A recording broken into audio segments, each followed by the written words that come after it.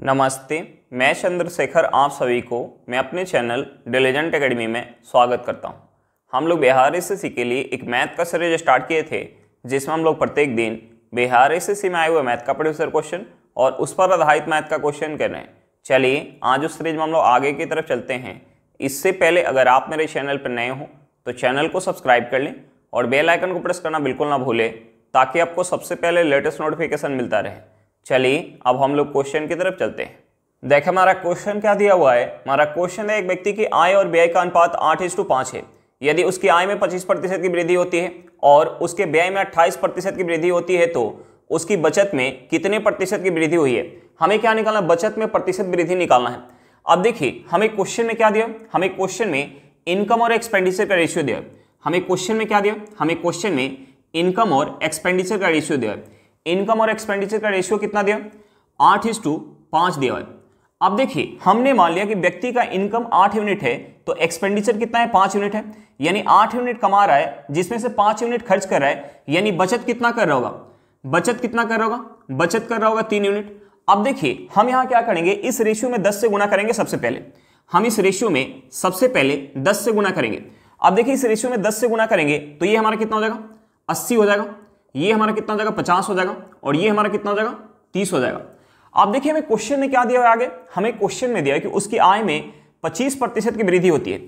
Income में कितने का वृद्धि हो रहा है, इनकम में 25% का वृद्धि हो रहा है।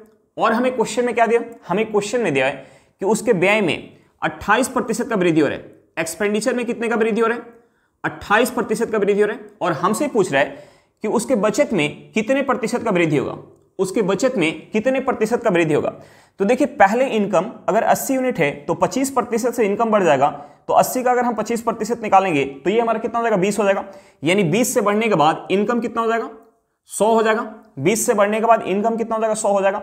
अब देखिए पहले एक्सपेंडिचर कितना है, 50 यूनिट है। एक्सपेंडिचर जो है 28% से बढ़ रहा है। तो देखिए 50 का अगर हम 28% निकालेंगे तो ये हमारा कितना हो जाएगा, 50 का हम 28% निकालेंगे तो ये हमारा कितना हो जाएगा, 14 हो जाएगा। यानी 14 से बढ़ने के बाद एक्सपेंडिचर कितना हो जाएगा, 64 हो जाएगा। अब देखिए उसका इनकम अगर 100 यूनिट है, उसमें से खर्च कितना कर रहा है, 64 कर रहा है। यानी बचा कितना रहा होगा, बचा रहा होगा 36। बचा कितना रहा होगा, 36 बचा रहा होगा।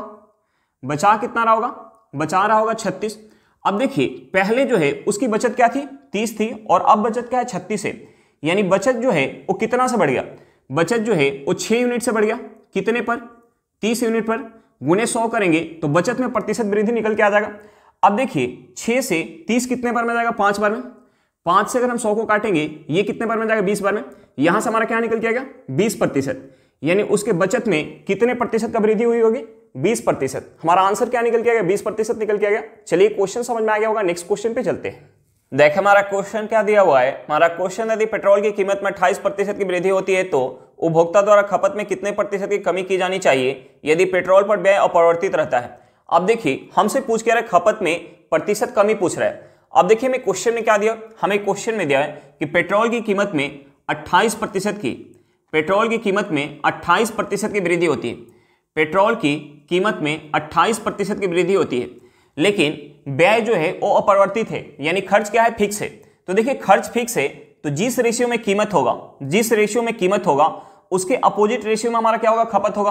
तो देखिए हमें क्वेश्चन में दिया कि कीमत में 28% का वृद्धि हो रहा है, तो हम यहां से कीमत का रेशियो निकाल सकते हैं। कीमत का रेशियो निकालने के लिए हम सबसे पहले इस प्रतिशत को फ्रैक्शन में चेंज करेंगे। 28% को फ्रैक्शन में चेंज करेंगे तो ये हमारा क्या हो जाएगा, ये हमारा हो जाएगा 7/25 हो जाएगा। अब देखिए हम यहां से कीमत का रेशियो निकाल सकते हैं। हम यहां से कीमत का रेशियो निकाल सकते हैं। पहले कीमत अगर 25 यूनिट होगा, पहले कीमत 25 यूनिट होगा तो 25 पे 7 का वृद्धि हुआ। तो देखिए 7 का वृद्धि होने के बाद कीमत कितना हो जाएगा, 32 यूनिट हो जाएगा। अब देखिए यहां से हमारा कीमत का रेशियो निकल के आ गया। तो देखिए कीमत का रेशियो निकल के आ गया तो हम यहां से खपत का रेशियो निकाल सकते हैं। खपत का रेशियो क्या हो जाएगा, कीमत का रेशियो का उल्टा हो जाएगा, क्योंकि खर्च हमारा क्या है, फिक्स है। यानी खपत का रेशियो क्या हो जाएगा, 32:25 हो जाएगा। यानी पहले अगर खपत 32 यूनिट होगा तो अब खपत कितना हो गया, 25 यूनिट। यानी खपत में कितने का कमी हो गया, खपत में कितने का कमी हो गया, 7 यूनिट का। कितने पर, 32 पर। गुने 100 करेंगे तो यहां से हमारा खपत में कमी प्रतिशत निकल के आ जाएगा। अब देखिए हम इसे अगर 4 से काटेंगे तो ये 4 से कितने बार में जाएगा, 25 बार में। इसे 4 से काटेंगे तो ये 4 से जाएगा 8 बार में। अब देखिए हम यहाँ अगर गुना करेंगे 25 में 7 से तो ये हमारा कितना हो जाएगा, ये हमारा हो जाएगा 175/8%। हम इसे क्या लिख सकते हैं, हम इसे अगर 8 से काटेंगे तो ये 8 से कितने बार में जाएगा, 2 बार में, हाथ में 15, 15 8 से जाएगा 1 बार में, हाथ में 7/8%। यानी यहां से हमारा क्या निकल के आ गया, यहां से हमारा निकल के आ गया कि खपत में 21 सही 7/8% का कमी करना होगा। हमारा आंसर क्या निकल के आ गया, 21 सही 7/8%। चलिए क्वेश्चन समझ में आ गया होगा, नेक्स्ट क्वेश्चन पे चलते हैं। देखिए हमारा क्वेश्चन क्या दिया हुआ है, हमारा क्वेश्चन एक वस्तु को 2200 रुपए में बेचने पर 10% का लाभ प्राप्त होता है। यदि इस वस्तु को 2600 रुपए में बेचा गया होता तो लाभ प्रतिशत क्या होता। हमसे पूछ के रहा है, लाभ प्रतिशत पूछ रहा है। अब देखिए किसी भी वस्तु का सीपी अपने आप में क्या होता है, किसी भी वस्तु का सीपी अपने आप में 100% होता है। अब देखिए हमें क्वेश्चन में क्या दिया है, हमें क्वेश्चन में दिया है कि 2200 रुपए में बेचने पर 2200 रुपए में बेचने पर 10% का लाभ हो रहा है। तो देखिए वस्तु का सीपी अपने आप में क्या होगा, 100% होगा, तो 10% का लाभ होगा, यानी एसपी कितना हो जाएगा, एसपी हो जाएगा 110%। एसपी कितना हो जाएगा, 110%। अब देखिए यहां से हमें क्या पता चल गया, 2200 रुपए का वैल्यू पता चल गया 110%। तो देखिए हमसे पूछ रहा है कि वस्तु को अगर 2600 रुपए में बेचा जाए तो कितने प्रतिशत का लाभ होगा। तो देखिए 2600 रुपए का कितना प्रतिशत में वैल्यू हो जाएगा, 2200 रुपए का प्रतिशत में वैल्यू कितना है, 110%। तो 2600 रुपए का प्रतिशत में वैल्यू कितना हो जाएगा, 2600 रुपए का प्रतिशत में वैल्यू हो जाएगा 110/2200 गुने 2600%। अब देखिए हम यहां से इसे सॉल्व करेंगे तो यहां से हमारा 2 जीरो से 2 जीरो कट जाएगा। अब देखिए हम इसे 11 से काटेंगे तो ये 11 से कितने बार में जाएगा, 10 बार में। 11 से इसे काटेंगे तो ये 11 से 2 बार में जाएगा। 2 से 26 को काटेंगे ये कितने बार में जाएगा, 13 बार में। अब देखिए 13 में 10 से गुना करेंगे तो ये हमारा कितना हो जाएगा, 130%। ये कितना हो जाएगा, 130%। यानी 2600 रुपए का वैल्यू कितना निकल गया, 130%। और वस्तु का सीपी अपने आप में क्या होगा, 100%। अब देखिए वस्तु का सीपी 100% है और 2600 रुपए में बेचने पर 130% प्राप्त हो रहा है, यानी यहां प्रॉफिट कितना हो जाएगा, यहां प्रॉफिट हो जाएगा 30%। हमारा आंसर कितना निकल के आ गया, हमारा आंसर निकल के आ गया 30%। चलिए क्वेश्चन समझ में आ गया होगा, नेक्स्ट क्वेश्चन पे चलते हैं। देखिए हमारा क्वेश्चन क्या दिया हुआ है, हमारा क्वेश्चन है 32 वस्तुओं का विक्रय मूल्य 45 वस्तुओं के क्रय मूल्य के बराबर है। प्रत्येक वस्तु की बिक्री पर अर्जित लाभ प्रतिशत की गणना करें। हमसे पूछ के रहा है, लाभ प्रतिशत पूछ रहा है। अब देखिए हमें क्वेश्चन में क्या दिया है, हमें क्वेश्चन में दिया है 32 वस्तु का विक्रय मूल्य किसके बराबर है, 32 वस्तु का विक्रय मूल्य किसके बराबर है, 45 वस्तु के क्रय मूल्य के बराबर है। हमें क्वेश्चन में क्या दिया, 32 एसपी इक्वल टू 45 सीपी दिया है। तो हम यहां से क्या लिख सकते हैं, हम यहां से लिख सकते हैं एसपी बटा सीपी इक्वल टू 45 बटा 32। अब देखिए हमने मान लिया कि वस्तु का सीपी अगर 32 यूनिट है तो एसपी कितना है, 45 यूनिट। यानी यहां जो है प्रॉफिट कितने का हो रहा है, यहां प्रॉफिट कितने का हो रहा है, यहां प्रॉफिट हो रहा है 13 यूनिट का। कितने पर, 32 पर, गुने 100 करेंगे तो हमारा प्रॉफिट परसेंट निकल के आ जाएगा। अब देखिए हम इसे अगर 4 से काटेंगे तो ये 4 से कितने बार में जाएगा, 25 बार में। हम इसे अगर 4 से काट लें तो ये 4 से कितने बार में जाएगा, ये 4 से चला जाएगा 8 बार में। अब देखिए 25 में अगर हम 13 से गुना करेंगे तो 25 में 10 से गुना करेंगे तो ये हमारा कितना हो जाएगा, 250। 25 में 3 से गुना करेंगे तो ये हमारा कितना हो जाएगा, 75। 250 में 75 ऐड करेंगे तो ये हमारा कितना हो जाएगा, ये हमारा हो जाएगा 325/8%। हम इसे क्या लिख सकते हैं, हम इसे अगर 8 से काटेंगे तो ये हमारा कितने बार में जाएगा, 8 चौका 32। 5 जो है 8 से नहीं कटेगा, 0 लगाएंगे, शेष कितना बचेगा, 5/8%। यानी यहां प्रॉफिट कितना हो जाएगा, 40 सही 5/8% का। हमारा आंसर कितना निकल के आएगा, 40 सही 5/8%। चलिए क्वेश्चन समझ में आ गया होगा, नेक्स्ट क्वेश्चन पे चलते हैं। देखिए हमारा क्वेश्चन क्या दिया हुआ है, हमारा क्वेश्चन है किसी वस्तु का अंकित मूल्य 900 रुपए है, उसे 2 क्रमागत छूट के बाद 648 रुपए में बेच दिया गया। पहली छूट 20% थी, दूसरी छूट की प्रतिशत दर क्या थी। हमसे पूछ के रहा है दूसरा डिस्काउंट परसेंट पूछ रहा है। अब देखिए हमें क्वेश्चन में पहला डिस्काउंट परसेंट क्या दिया, 20% दिया। अब देखिए हमें क्वेश्चन में अंकित मूल्य क्या दिया, हमें अंकित मूल्य दिया 900 रुपया। अंकित मूल्य क्या दिया, 900 रुपया, और पहला डिस्काउंट परसेंट क्या दिया, 20%। तो देखिए 20% डिस्काउंट के बाद मूल्य कितना हो जाएगा, इसका 80% हो जाएगा। कितना हो जाएगा, इसका 80%। अब देखिए हमसे दूसरा डिस्काउंट परसेंट पूछ रहा है, तो हमने मान लिया कि दूसरा डिस्काउंट परसेंट X% है। तो देखिए X% के डिस्काउंट के बाद मूल्य कितना हो जाएगा, 100 माइनस X/100 हो जाएगा। अब देखिए 2 डिस्काउंट के बाद हमें क्वेश्चन में मूल्य क्या दिया है, 648 रुपया। यानी ये किसके बराबर हो जाएगा, ये बराबर हो जाएगा 648 रुपए के। अब देखिए हम इस इक्वेशन से x का वैल्यू निकाल सकते हैं। अब देखिए अगर हम इसे 20 से काट ले तो ये 20 से कितने बार में जाएगा, 4 बार में। हम इसे 20 से काटेंगे तो देखिए 100 जो है 20 से 5 बार में जाएगा। हम यहाँ से 2 जीरो काट सकते हैं। अब देखिए अगर हम इसे 9 से काट ले तो ये 9 से कितने बार में जाएगा, 9 सतह 63, हाथ में 1, 18 9 से कितने बार में जाएगा, 2 बार में। अब देखिए इस 4 से अगर हम 72 को काट ले तो ये कितने बार में जाएगा, 18 बार में। अब देखिए हम यहां से क्रॉस गुना करेंगे तो यहां से हमारा क्या हो जाएगा, यहां से हमारा हो जाएगा 100 माइनस x इक्वल टू 18 में 5 से गुना करेंगे तो ये हमारा कितना हो जाएगा, 90 हो जाएगा। अब देखिए इस प्लस 90 को अगर हम इस साइड लेके आएंगे तो हमारा प्लस में तो माइनस में हो जाएगा, और इस माइनस x को अगर हम इस साइड लेके आएंगे तो हमारा माइनस में तो प्लस में हो जाएगा। यानी हम यहां से लिख सकते हैं x इक्वल टू 100 में से 90 माइनस करेंगे तो ये हमारा क्या हो जाएगा, 10 हो जाएगा। यानी यहां से x का वैल्यू क्या निकल के आ गया, 10 निकल के आ गया। यानी दूसरा डिस्काउंट परसेंट क्या होगा, 10% होगा। हमारा आंसर क्या निकल के आ गया, 10% निकल के आ गया।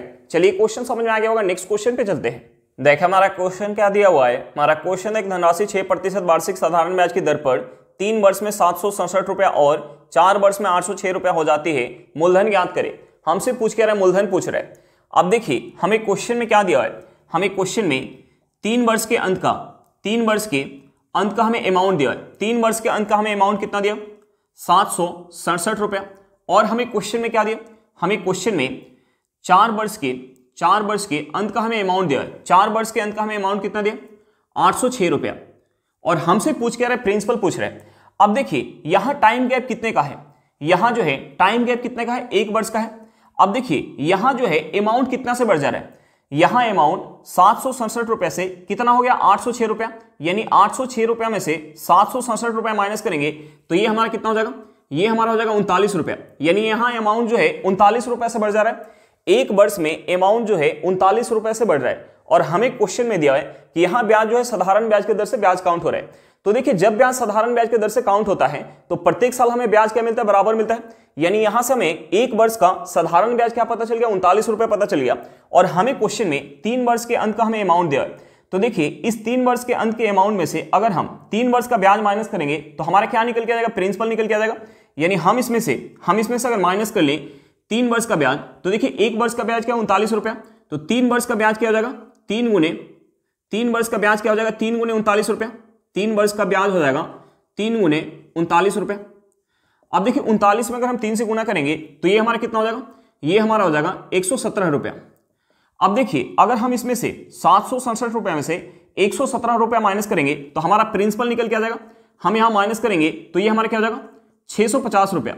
यानी प्रिंसिपल कितना निकल के आ गया, 650 रुपए निकल के आ गया। हमारा आंसर कितना निकल के आ गया, 650 रुपए निकल के आ गया। चलिए क्वेश्चन समझ में आ गया होगा, नेक्स्ट क्वेश्चन पे चलते हैं। देखिए हमारा क्वेश्चन क्या दिया हुआ है। हमारा क्वेश्चन है, एक मूलधन पर 1 वर्ष का चक्रवृद्धि ब्याज 350 रुपया है और दूसरे वर्ष का चक्रवृद्धि ब्याज 420 रुपया है, तो ब्याज की दर ज्ञात कीजिए। हमसे पूछ क्या रहा है, रेट ऑफ इंटरेस्ट पूछ रहा है। अब देखिए हमें क्वेश्चन में क्या दिया, हमें क्वेश्चन में 1 वर्ष के अंत का हमें चक्रवृद्धि ब्याज दिया है। चक्रवृद्धि ब्याज कितना दिया, 350 रुपया। और हमें क्वेश्चन में क्या दिया, हमें क्वेश्चन में दूसरे वर्ष का चक्रवृद्धि ब्याज दिया है। दूसरे वर्ष का चक्रवृद्धि ब्याज कितना दिया, 420 रुपया। दूसरे वर्ष का चक्रवृद्धि ब्याज कितना दिया, 420 रुपया। अब देखिए 1 वर्ष का चक्रवृद्धि ब्याज कितना दिया, 350 रुपया, और दूसरे वर्ष का चक्रवृद्धि ब्याज दिया 420 रुपया। तो देखिए दूसरे वर्ष जो है कितना ज्यादा ब्याज मिल रहा है, 420 में से 350 माइनस करेंगे तो ये हमारा कितना हो जाएगा, 70 रुपया। अब देखिए दूसरे वर्ष पहले वर्ष की अपेक्षा 70 रुपया ज्यादा ब्याज मिल रहा है। दूसरे वर्ष पहले वर्ष की अपेक्षा 70 रुपया ज्यादा ब्याज क्यों मिल रहा है, क्योंकि यहां ब्याज जो काउंट हो रहा है चक्रवृद्धि ब्याज की दर से ब्याज काउंट हो रहा है। तो देखिए जब ब्याज चक्रवृद्धि ब्याज की दर से काउंट होता है तो हमें पहले साल केवल प्रिंसिपल पर ब्याज मिलता है, दूसरे साल हमें प्रिंसिपल पे तो ब्याज मिलता ही है, प्लस का हमें क्या मिलता है, जो पहले साल ब्याज मिला होता है उस ब्याज के ऊपर भी ब्याज मिलता है। यानी ये 70 रुपया ज्यादा क्यों मिल रहा होगा, क्योंकि पहले साल 350 रुपया ब्याज मिल रहा है, इस 350 का 8% हमें ब्याज और मिला होगा दूसरे साल, जिसके कारण हमें 70 रुपया ज्यादा ब्याज मिला होगा। यानी ये 70 रुपया 350 का जितना प्रतिशत होगा वही हमारा आर का वैल्यू होगा। अब देखिए 70 रुपया 350 का कितना प्रतिशत है। अब देखिए 70 से 350 कितने बार में जाएगा, 5 बार में। 5 से अगर हम 100 को काटेंगे ये कितने बार में जाएगा, 20 बार में। यानी यहां से हमारा रेट ऑफ इंटरेस्ट क्या निकल के आ गया, 20% निकल के आ गया। हमारा आंसर क्या निकल के आ गया, 20% निकल के आ गया। चलिए क्वेश्चन समझ में आ गया होगा, नेक्स्ट क्वेश्चन पे चलते हैं। देखिए हमारा क्वेश्चन क्या दिया हुआ है। हमारा क्वेश्चन एक निश्चित काम पूरा करने के लिए ए और बी बारी बारी एक एक दिन काम करते हैं, जिसमें बी पहले दिन काम शुरू करता है। ए अकेले 48 दिनों में काम पूरा कर सकता है। अगर वह काम 11 से 1/3 दिनों में पूरा हो जाता है तो बी अकेले उसी काम के 4 गुने को कितने दिनों में पूरा कर सकता है। अब देखिए हमें क्वेश्चन में क्या दिया हुआ है। हमें क्वेश्चन में दिया कि काम जो है 11 से 1/3 दिनों में पूरा हो रहा है। काम जो है 11 से 1/3 दिन में पूरा हो रहा है। और काम की शुरुआत कौन कर रहा है? काम की शुरुआत बी कर रहा है। काम की शुरुआत कौन कर रहा है? बी कर रहा है। अब देखिए काम की शुरुआत बी कर रहा है तो बी जो है 11 से 1/3 दिन में से कितना दिन काम किया होगा? एक एक दिन काम करें तो बी जो है कितना दिन काम किया होगा? बी जो है 6 दिन काम किया होगा। और ए कितना दिन काम किया होगा? ए जो है 5 से ही 1/3 दिन काम किया होगा। अब देखिए 5 से ही 1/3 दिन को हम क्या लिख सकते हैं? हम इसे लिख सकते हैं 16/3 दिन। यानी ए कितना दिन काम किया होगा? 16/3 दिन काम किया होगा।